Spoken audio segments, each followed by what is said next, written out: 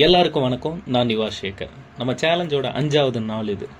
நான் எப்படி ஜிம் ஆரம்பித்தேன் அப்படிங்கிறதான் சொல்ல போகிறேன். சின்ன வயசுலேருந்து எனக்கு எங்கள் அண்ணங்க தான் இன்ஸ்பிரேஷன். ஸோ அவங்கள பார்த்து வளர்ந்ததுனால எனக்கு ஜிம்மு மேலே ஒரு ஆசை. ஸோ அப்போ இருந்து சின்ன பையன் என்ன பண்ணுவான், அப்பப்போ சும்மா ஏதாவது தம்பில் எடுத்து பண்ணுறது அப்படி ஆரம்பித்தேன். இப்போ தான் ஒரு 6 months முன்னாடி தான் கண்டினியூஸாக பண்ணுது. அப்போ ஆரம்பிக்கும் போது நான் 85 kgs இருந்தேன். இப்போது வந்து 68.300 நீங்கள் டிஸ்பிளேயில் பார்க்குறது தான்.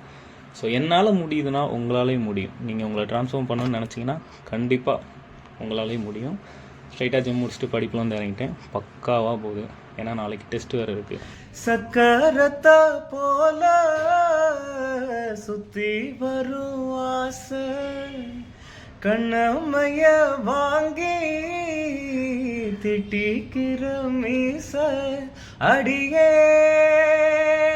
நீ மணல திரிச்ச கயிறா கொடியே, நீ உசுர கடஞ்ச தயிரா, மைனா மைனா நெஞ்சு கொள்ள வம்பு பண்ணுற, மைனா மைனா என்ன சொல்ல என்ன கொல்லுற. கதைப்பக்கம்.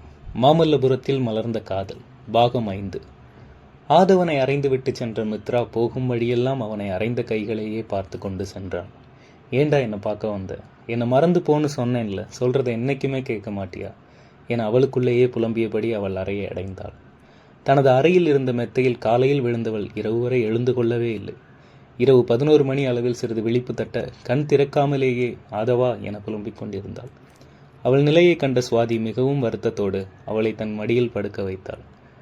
அவன் கண்ணை பார்த்தியா?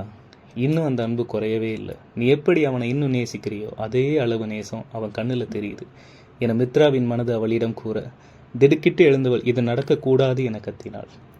மறுபுறம் காலையில் நடந்தவை அனைத்தையும் எண்ணியபடி கடற்கரையில் கண்கலங்கி அமர்ந்திருந்தான் ஆதவன்.